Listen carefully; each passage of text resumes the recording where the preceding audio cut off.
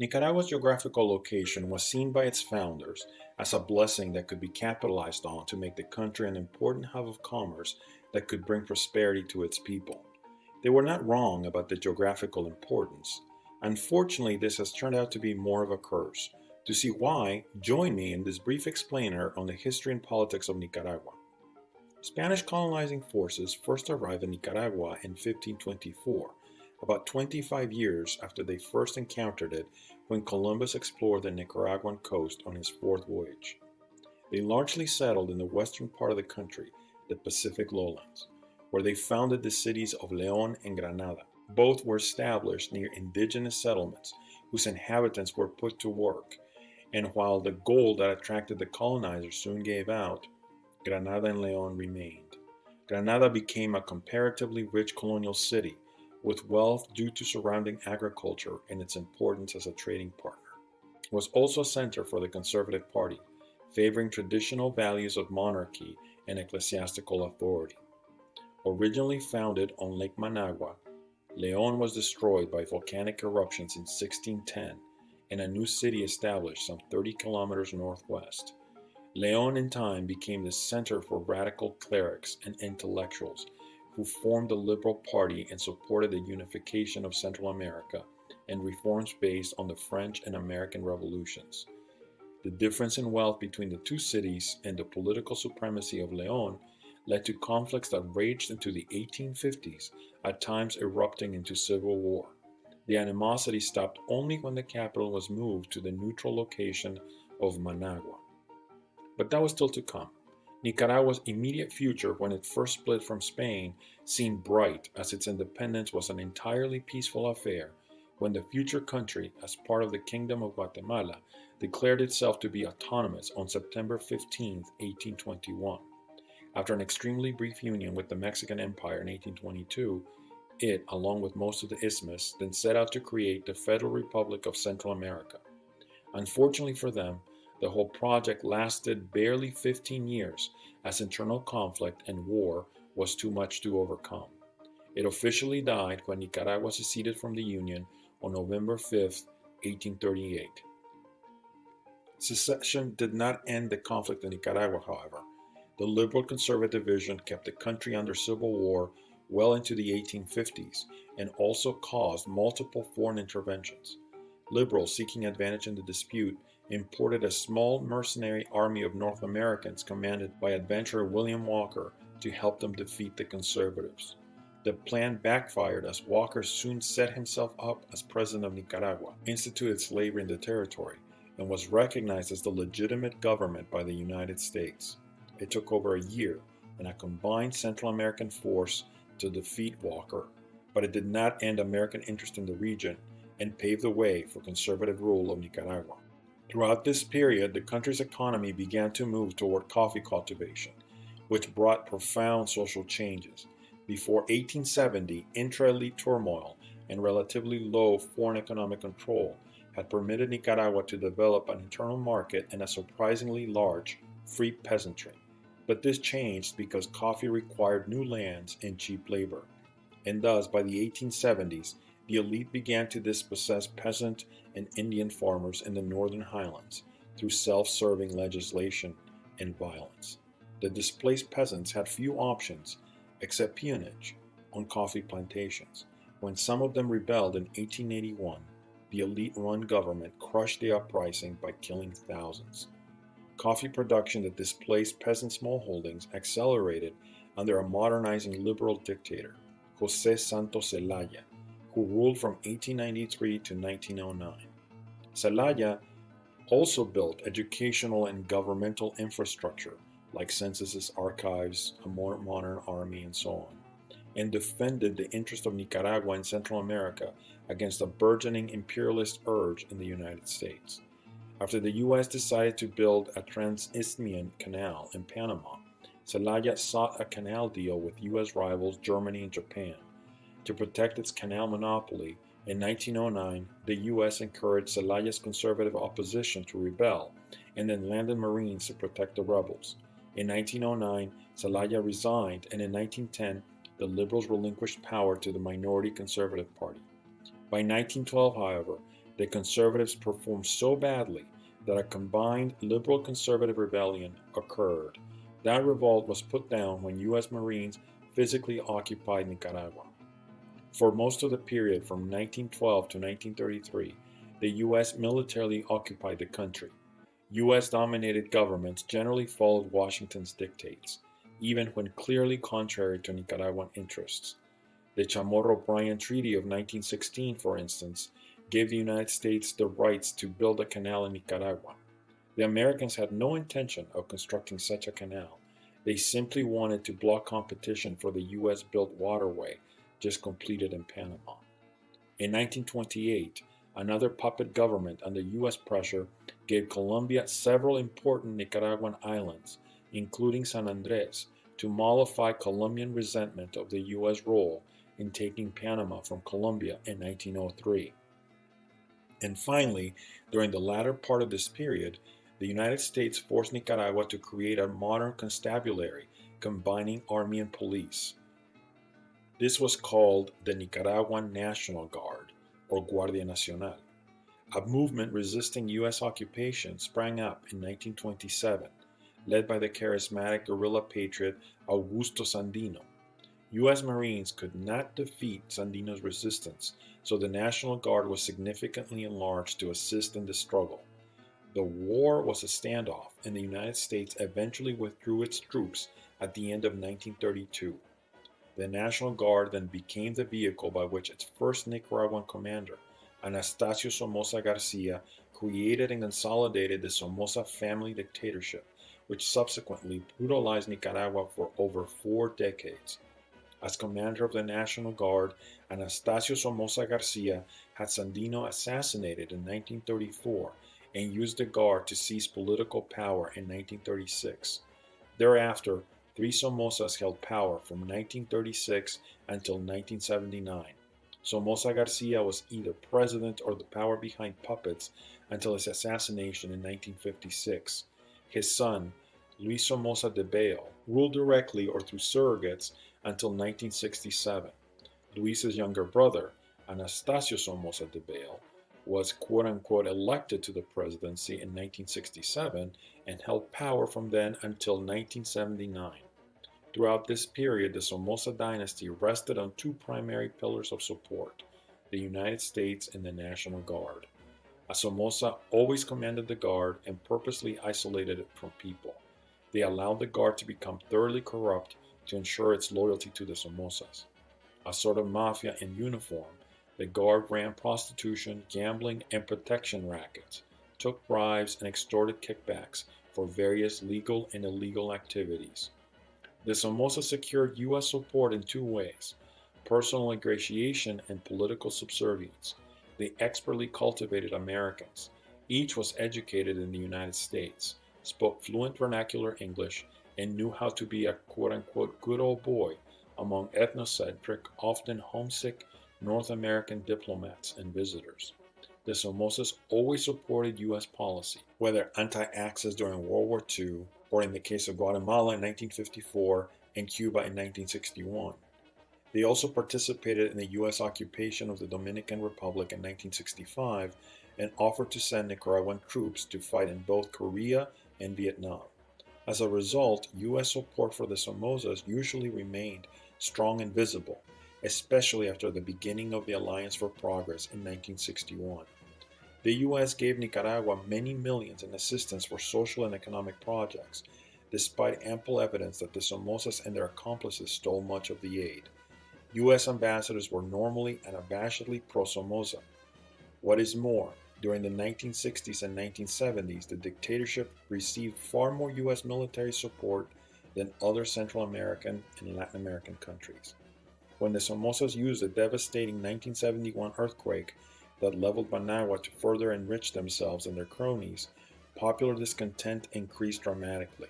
A Marxist guerrilla movement, the Sandinista Liberation Front, or FSLN, had been in existence since the early 1960s, but now it began to attract support from wider elements of society. When opposition newspaper editor and political leader Pedro Joaquin Chamorro was murdered in early 1978, popular discontent exploded. Political and economic pressures exerted by business leaders with some support from the Carter administration failed to oust President Anastasio Somoza Debayle, and national and international support increasingly coalesced around the Sandinistas.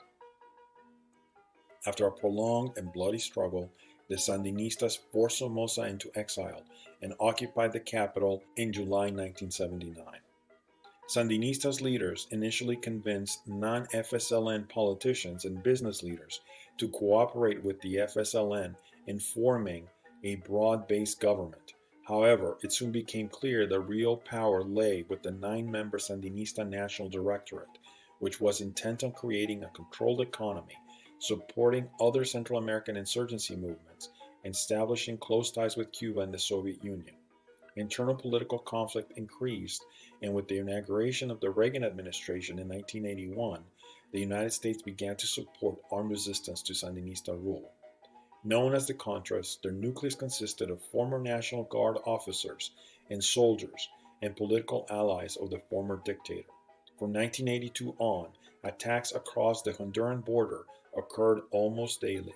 Their forces regularly sabotaged bridges and other economic targets, and took almost 1,000 civilian and military lives within Nicaragua by late 1982. Despite the deaths and the significant economic damage, however, they were never able to seriously challenge Sandinista power. Elections were held in 1984, but protesting conditions that they claimed made effective participation impossible, major elements of the internal political opposition boycotted the process. The FSLN used these elections to consolidate control, installing party leader Daniel Ortega as president, and adopting a new constitution that incorporated the aims and principles of a socialist revolution. However, a combination of the costs of the ongoing Contra War, the impact of a U.S. economic boycott, and the FSLN's own economic mismanagement ultimately devastated the economy and undermined the FSLN's efforts to consolidate their control. A combination of mediation by Central America's presidents and a decision by the George H.W. Bush administration to pursue negotiated solutions to Central America's conflicts led to internationally supervised elections in 1990. To the surprise of the FSLN, these were won decisively by a 14-party coalition headed by Violeta Barrios de Chamorro, widow of Pedro Joaquin Chamorro. The FSLN, however, remained the largest bloc in the legislature. To govern effectively, the Chamorro administration made working agreements with the FSLN, including leaving General Humberto Ortega, brother of ex-president Daniel Ortega, in command of the military. This, however, broke up Chamorro's own coalition and created new problems with the U.S. Congress. Under the Chamorro administration, Nicaragua experienced 6 years of political turmoil, economic crisis, and citizen insecurity.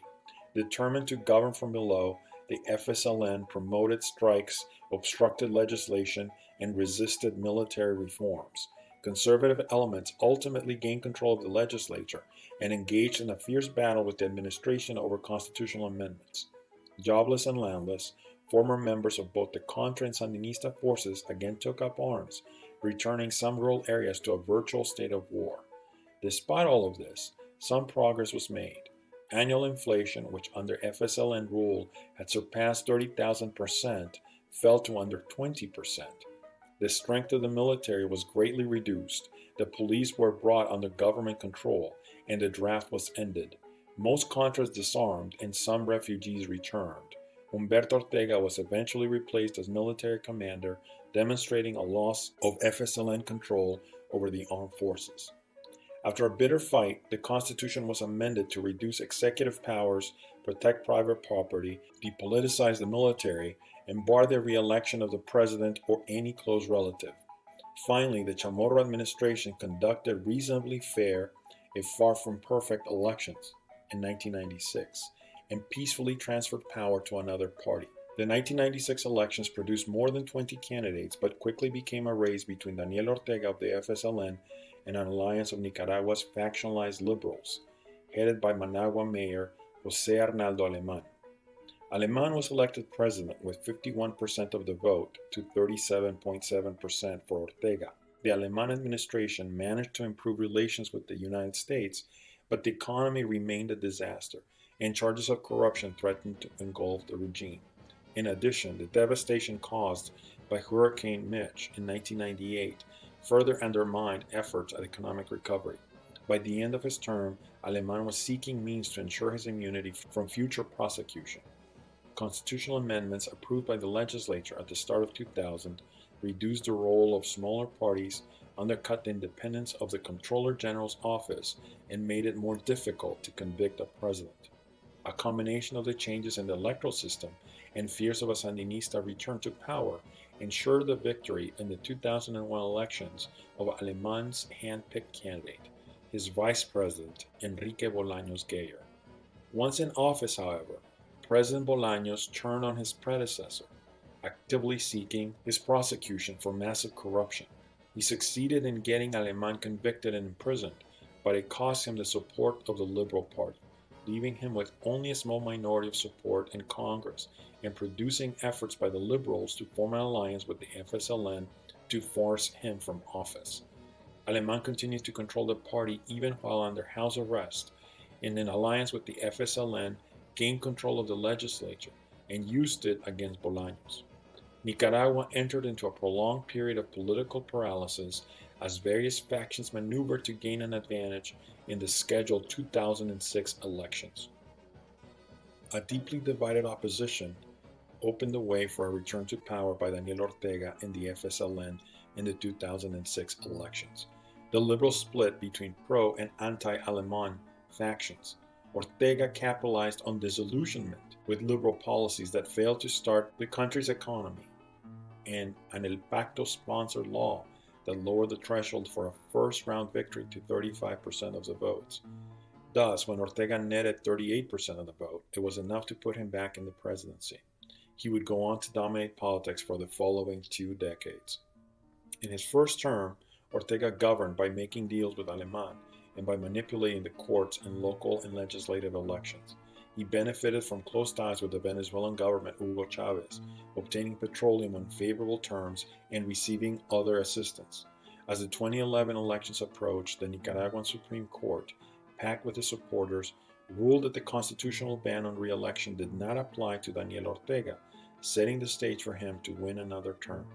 Aided by a divided opposition and an improving economy, Ortega won re-election with over 60% of the vote, and his supporters gained a majority of the seats in the National Assembly. He further consolidated his political power in the 2012 municipal elections, when the FSLN gained control of almost every major town. The second Ortega term produced economic growth, some expansion of social programs, and continued harassment of the fractured political opposition. The FSLN solidified control over the courts and the Supreme Electoral Council. Aided at first by economic assistance from Venezuela, it reduced poverty and gave the president high levels of public approval. The highlight of his term was the announcement of plans for a Chinese-financed Trans-Isthmian Canal with the potential to transform Nicaragua's economy. Ortega chose his wife, Rosario Murillo, as his running mate in 2016. Widely viewed as the greatest influence on the president and in the style of Evita Perón, directly linked to popular social and economic policies, her nomination also generated heated criticism abroad and from the domestic political opposition. This had little effect on the overwhelming victory of Ortega in the FSLN in the 2016 elections with 72.5% of the vote. Ortega's third consecutive term was far more complicated than the previous 2. In April 2018, student protests that had begun over a nature reserve fire expanded to cover an unpopular decree that would have cut Social Security benefits and increased taxpayer contributions. The government responded violently by deploying the state-sponsored Sandinista youth to attack the protesters. Despite attempts by the Ortega government to hide the incident through censorship of all private-owned news outlets, photos and videos of the violence made their way to social media, where they sparked outrage and urged more Nicaraguans to join in on the protests. Tensions escalated quickly as police began using tear gas canisters and rubber bullets and eventually live ammunition on unarmed protesters. Authorities were also seen arming Sandinista youth members with weapons to serve as paramilitary forces. Dozens of student protesters were subsequently killed. Despite the withdrawal of the unpopular decree, the protests continued, with most protesters demanding Ortega's and his cabinet's resignations. Ortega then agreed to participate in mediated dialogues with the main opposition groups to reach a negotiated solution to the crisis. Such efforts failed, and Ortega further consolidated his grip on power. Since then, repression has increased and has included targeted action against opposition figures, human rights associations, NGOs, and media personnel. In addition, the Nicaraguan president has tried to give himself the legal footing to get rid of the opposition. In 2020, the government passed laws that make it nearly impossible for the opposition to run candidates. They include legislators that ban quote unquote traitors, defined as those who lead or finance attempts to oust Ortega, incite terrorist attacks, or support foreign sanctions from holding public office. Threaten to jail those spreading fake news that generate alarm, terror, or unease in the population, and contemplate life imprisonment for hate crimes. The law does not give a clear definition for what a hate crime is, leaving it entirely open to the government's interpretation.